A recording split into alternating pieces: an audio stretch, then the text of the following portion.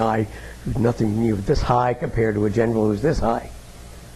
And so I studied all this, and I talked with all the pilots I could out at the Naval Air Station, who were just, they were so funny. They really enjoyed the fact that this Air Force guy had nearly screwed himself to the wall, so to speak. Pardon that temper. So I had to figure out a way to explain it to General Boyd, you know, what there was that was different. And so I wound up making an explanation, and it all resolved around the fact that the Navy, in landing on a carrier, makes a steep approach, and pardon me, a shallow approach. They come in very shallow, and they don't cut the engine until they're on the deck. And before that, they're running at 70% of thrust, not 20% like the general was. And so they would come in level, pretty nearly level, and the engine would be turning up good. And they'd land on the carrier deck, and everything would be cozy. So I had to explain to them explain to the general that this was what was happening, and that the rule that the Navy used for landing an airplane on a carrier was to come up at stall speed plus 10 knots plus 5 for the wife and 1 for each kid. So for 3 kids, 18 knots. The Air Force didn't do that. But anyway, the Navy guys landed safely, and the Air Force guys would not have. But he bought it, and I did not lose my job, although boy, it came close. And that was not fun. In 1960, the Westinghouse Company went out of the jet engine business. They had screwed up management so badly that they weren't getting anywhere. And so they redistributed all the engineers at the Kansas City plant to any place in the country that we wanted to go that had a Westinghouse plant. There were a lot of them. And so we all went. And I went to Pittsburgh. And I was hired by the Westinghouse Research Labs. Anybody here from Pittsburgh? Don't know anything about it? Okay. Westinghouse Research Lab is in Churchill Borough, which is off to the east. Very nice facility. And I was reporting to the director of the math department. And I was in charge of the computer section and a group of people who did operations research. And we did this operations research with the Navy, mostly the Naval Research Laboratory in Washington. We were given the task to examine 7 possible targets for Navy airplanes flying off carriers to hit, with the idea that they would use a missile mounted on the airplane, drop the missile, and as soon as possible peel off and come back to the carrier. Well, one of the places was one that's figured a lot in the Vietnam War. It was Da Nang. It was called Turan at that time. You know Da Nang? It's on the east coast of South Vietnam. Did I say Korea? I meant Vietnam. South Vietnam. And it's a big harbor, a lovely harbor, but it's surrounded by mountains. And so it was a lovely place to put anti-aircraft artillery.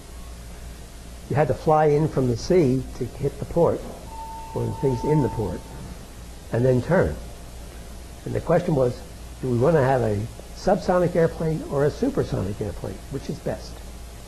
Well, it turns out that counterintuitively, the slower airplane is better.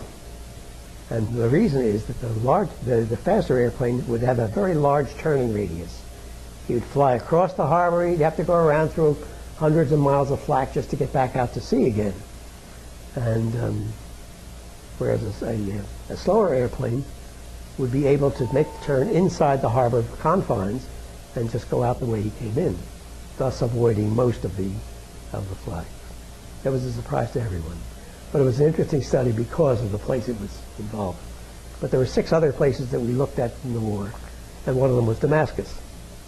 What would it be like to make flights from the Caribbean, from the Mediterranean, over to Damascus? Well, didn't make any difference whether you used a fast airplane or a slow one.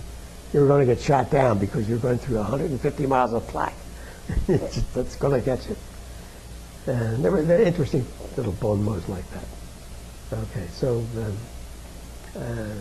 I was invited in shortly thereafter, in the early 60s, to work at Westinghouse headquarters in downtown Pittsburgh.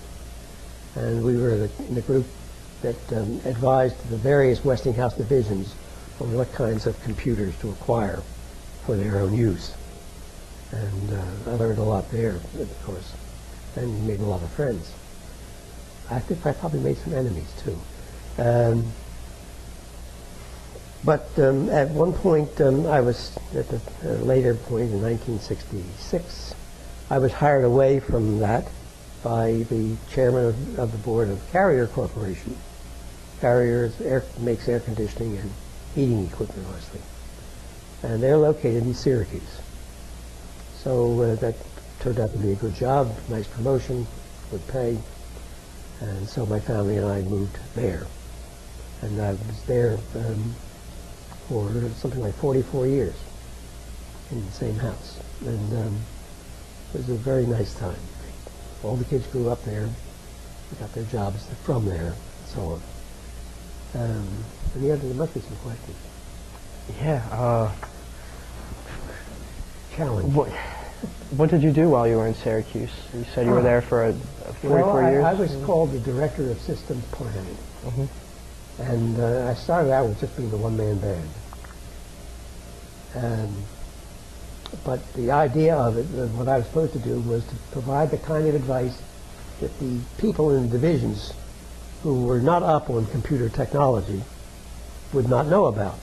And I would go there and help them select the kinds of computers, and we didn't care who made it, selected the type of computer which was best suited for their use. Well, my group grew to be 7 people in size, 6 analysts and me. And we went to all of the Carrier divisions. There are divisions in Pittsburgh, near Pittsburgh, in Indianapolis, and in Tyler, Texas, and Los Angeles. And so we did a lot of traveling and got to know people in all those places. One thing that happened was that we got disliked by IBM. IBM was still a big power. And they tried to get us fired. And my boss said nothing doing. That happened a second time later on, I'll tell you about. So IBM failed to get us out. But things were not easy, and 5 years later I moved over to another company in Syracuse called Krauss Heinz. Krauss and Heinz were the names of the original owners and originators. The company was formed around the turn of the 20th century, around 1900. And their original product was traffic lights, traffic signals. Nobody else made these things. But the two main things that Krauss Heinz made in that line were a traffic signal that a cop stood at and turned whenever the traffic needed to go green in one way and not the other. And also, they made a light that went on the front of a trolley car or the back of a trolley car. So that when a trolley car got to its terminus, the driver got out, picked up the light, put it at the other end of the trolley car, and they could go that way. And that was their product. But that was not the main product that Krauss Heinz made at the time that I was there. They made explosion-proof fixtures. These are things that are used in electrical construction. L's, cast L's, and switches, and plugs and receptacles. It will not explode in an atmosphere that would otherwise be explosive. The idea of an explosion-resistant device is to keep the explosion entirely within the device and not let it go anywhere. Gases will always leak in and out, especially if you take a plug and put it back in again. Some of these explosive type gases will go there. The whole idea was to have these devices go in and not create a spark until they were already seated. They'd create a spark, there'd be a little jolt,